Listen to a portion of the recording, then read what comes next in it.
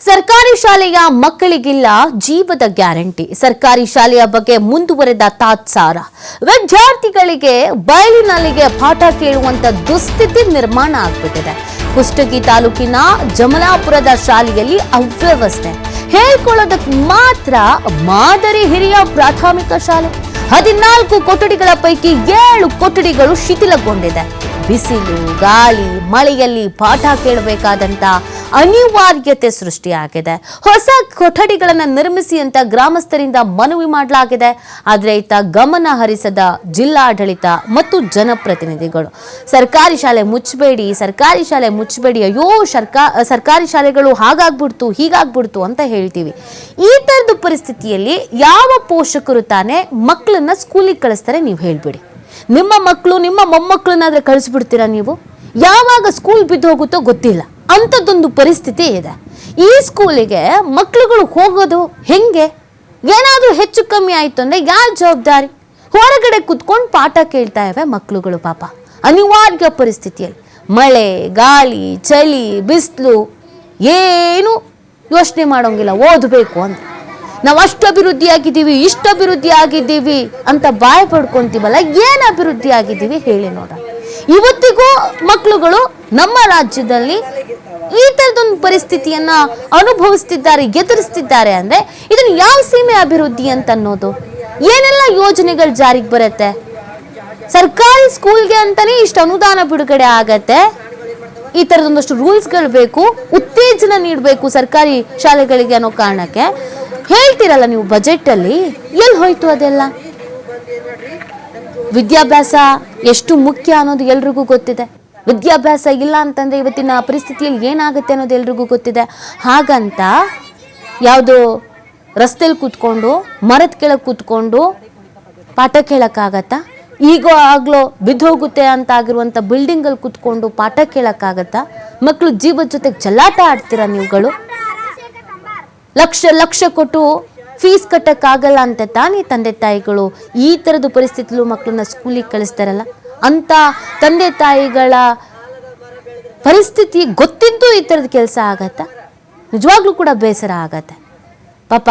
ತಂದೆ ತಾಯಿಗಳು ನಾವಂತೂ ಓದಿಲ್ಲ, ಮಕ್ಕಳನ್ನು ಓದಿಸೋಣ, ಕಷ್ಟನೋ ಸುಖನೋ ನಮ್ಮ ಮಕ್ಕಳು ಸ್ಕೂಲ್ಗೆ ಹೋಗ್ಲಿ ಅಂತ ಕಳಿಸ್ತಾ ಇರ್ತಾರೆ. ಯಾವುದೋ ಕಾನ್ವೆಂಟಿಗೆ ಕಳ್ಸೋಣ ಅಂದರೆ ಲಕ್ಷ ಲಕ್ಷ ಫೀಸ್ ಕಟ್ಟಬೇಕು, ನಮ್ಮ ಕೈಯಲ್ಲಿ ಆಗಲ್ಲ ಅಂತ ಇಲ್ಲಿದ್ದ ಪರಿಸ್ಥಿತಿ ಗೊತ್ತಿದ್ರೂ ಏನೂ ಮಾಡೋದಕ್ಕಾಗಲ್ಲ, ನಮ್ಮ ಹತ್ರ ಅವಕಾಶವೇ ಇಲ್ಲ ಅಂತ ಅನ್ನೋ ಪರಿಸ್ಥಿತಿಲಿ ಈ ಥರ ಪೋಷಕರು ಮಕ್ಕಳನ್ನು ಕಳಿಸ್ತಾರೆ. ಅಂಥ ಪೋಷಕರ ಹತಾಶ ಪರಿಸ್ಥಿತಿಯನ್ನು ಬಳಕೆ ಮಾಡ್ಕೊಳ್ತಾ ಇದ್ದಾರೆ. ಹಾಗಾದರೆ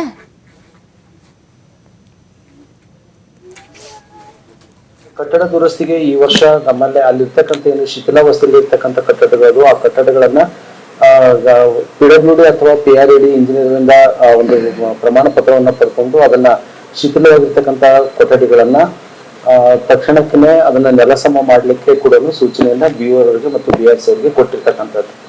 ಎರಡನೇದಾಗಿ ಕುಷ್ಟಗಿ ತಾಲೂಕಿನ ದೋಟಿಯಾಳ ಪ್ರಾಥಮಿಕ ಶಾಲೆಯ ಏನು ಮೈದಾನ ಐತಿ, ಮೈದಾನ ಮಳೆಗಾಲದಲ್ಲಿ ಹೊರಗಿನಿಂದ ನೀರು ಬಂದು ನಿಲ್ತಾ ಇರೋದ್ರಿಂದ ಮಕ್ಕಳ ವಿದ್ಯಾಭ್ಯಾಸಕ್ಕೆ ಮತ್ತು ಆಟೋಟಗಳಿಗೆ ಸಮಸ್ಯೆ ಆಗಿರ್ತಕ್ಕಂಥದ್ದು. ಆ ಹಿನ್ನೆಲೆಯಲ್ಲಿ ಈಗಾಗಲೇ ಕುಷ್ಟಗಿ ತಾಲೂಕಿನ ಕ್ಷೇತ್ರ ಶಿಕ್ಷಣಾಧಿಕಾರಿಗಳು ಖುದ್ದಾಗಿ ಭೇಟಿ ನೀಡಿ ಪರಿಶೀಲನೆ ಮಾಡಿ ಅದಕ್ಕೆ ಬೇಕಾಗಿರ್ತಕ್ಕಂಥ ಅನುದಾನದ ವಿವರಣೆಯನ್ನ ಗ್ರಾಮ ಪಂಚಾಯತ್ಗೆ ಈಗಾಗಲೇ ವರದಿಯನ್ನ ಸಲ್ಲಿಸಿರ್ತಕ್ಕಂಥದ್ದು. ಪ್ರಸ್ತುತ ಈ ಬೇಸಿಗೆ ಒಳಗಾಗಿ ಆ ಕಾಮಗಾರಿಯನ್ನ ಪೂರ್ಣಗೊಳಿಸಲಿಕ್ಕೆ ಗ್ರಾಮ ಪಂಚಾಯತ್ ಅವರಿಗೂ ಕೂಡ ವಿನಂತಿಸಲಾಗಿದೆ. ಇನ್ನು ಮೂರನೇದಾಗಿ ಕೊಪ್ಪಳ ತಾಲೂಕಿನ ಕೊಪ್ಪಳ ಸಿಟಿಯ ಗಾಂಧಿನಗರ ಸರ್ಕಾರಿ ಹಿರಿಯ ಪ್ರಾಥಮಿಕ ಶಾಲೆಯಲ್ಲೂ ಕೂಡ ಸುಮಾರು 40 ವರ್ಷಗಳ ಹಿಂದೆ ನಿರ್ಮಾಣ ಮಾಡಿರ್ತಕ್ಕಂಥ 3 ಕೊಠಡಿಗಳಿದ್ದು ಮತ್ತು ಅದ್ರ ಜೊತೆಗೆ ಇನ್ನೊಂದು ಕೊಠಡಿ ಕೂಡ ಶಿಥಿಲಾವಸ್ಥೆಯಲ್ಲಿ ಇರ್ತಕ್ಕಂಥದ್ದು. ಅದಕ್ಕೆ ಸಂಬಂಧಪಟ್ಟಂತೆ ಈಗಾಗಲೇ ಪ್ರಭಾರಿ ಮುಖ್ಯೋಪಾಧ್ಯಾಯರು. ಇಲ್ಲಿ ಮಕ್ಕಳ ಸಂಖ್ಯೆ ಎಷ್ಟಿದೆ? 260 ಇದೆ ಸರ್. 260 ಇದೆ. ನಿಮ್ಮ ಕೊಠಡಿಗಳ ಸಂಖ್ಯೆ ಎಷ್ಟು ಮೇಡಮ್? 14 ಇದೆ ಸರ್. ಉಪಯೋಗ ಬರೋಕೆ ಎಷ್ಟು, ಉಪಯೋಗ ಬರಲಾರ್ದು ಎಷ್ಟು? ಉಪಯೋಗಕ್ಕೆ ಬರ್ತಾ ಇರುವಂತಹ 7 ಕೊಠಡಿಗಳು, ಆಮೇಲೆ ಶಿಥಿಲಾವಸ್ಥೆಯಲ್ಲಿ ಇರುವಂತದ್ದು 7 ಕೊಠಡಿಗಳು. 7 ಕೊಠಡಿಯಲ್ಲಿ ತರಗತಿ ಯಾವ್ಯಾವ ನಡೆಸ್ತೀರಿ? 1ರಿಂದ 7ನೇ ಕ್ಲಾಸ್ ತನಕ. 7ನೇ ಕ್ಲಾಸ್. 7 ಕೊಠಡಿಗಳಲ್ಲೇ ನೀವು ಒಂದು ಆಫೀಸ್ ಮಾಡ್ಕೊಂಡಿದ್ದೀರಾ? ಹೌದು ಸರ್. ಮತ್ತೆ ಒಂದು ಸ್ಮಾರ್ಟ್ ಕ್ಲಾಸ್ ಇದೆ ಸರ್. ಆಮೇಲೆ ಒಂದು ಗ್ರಾಮ ಪಂಚಾಯತಿಯವರು ಕೂಸಿನ ಮನೆ ಅಂತ ತಗೊಂಡಿದ್ದಾರೆ ಸರ್. ಎಷ್ಟು ಉಳಿದು ಮೇಡಮ್? 7ರಾಗ 3 ಹೋದ್ರ 4 ಇದೆ ಸರ್. 4 ಕೊಠಡಿಯಲ್ಲಿ 1ರಿಂದ 7ನೇ ತರಗತಿವರೆಗೂ ಕ್ಲಾಸನ್ನ ನಡೆಸ್ತಾ ಇದ್ದೇವೆ. ಕಲ್ಲಿನಲ್ಲಿ ಎಷ್ಟು ನಡೆಸ್ತೀವಿ ಮೇಡಮ್? ನಲಿ ಕಲಿ 3 ಇದಾವೆ ಸರ್. ರೂಮ್ ಎಷ್ಟು ರೂಮು? 3 ಕೊಠಡಿಗಳು. ಮತ್ತು ಒಂದೇ ಕೊಠಡಿ ಐತಲ್ಲ ಮೇಡಮ್? ಹ್ಞೂ ಸರ್. ಮತ್ತು ಒಂದೇ ಕೊಠಡಿ ಉಳಿದ 4, 5, 6, 7 ಒಮ್ಮೊಮ್ಮೆ ಸ್ಮಾರ್ಟ್ ಕ್ಲಾಸಿಗಂತ ಕರ್ಕೊಂಬರ್ತೀವಲ್ಲ ಸರ್ ಒಂದು ಕ್ಲಾಸನ್ನು, ಹಾಗಾಗಿ ಇಲ್ಲೊಂದು ಕ್ಲಾಸ್ ನಡೀತೈತೆ.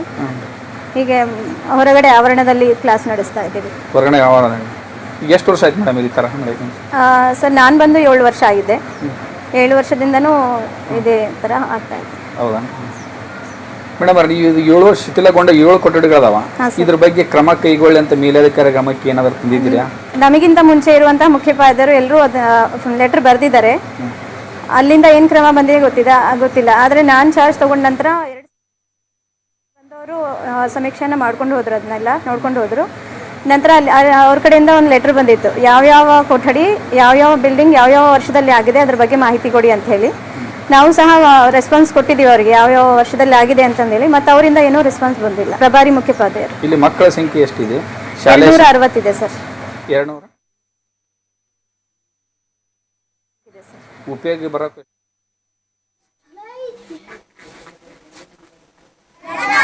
ಯಾವ ತಾಲೂಕು?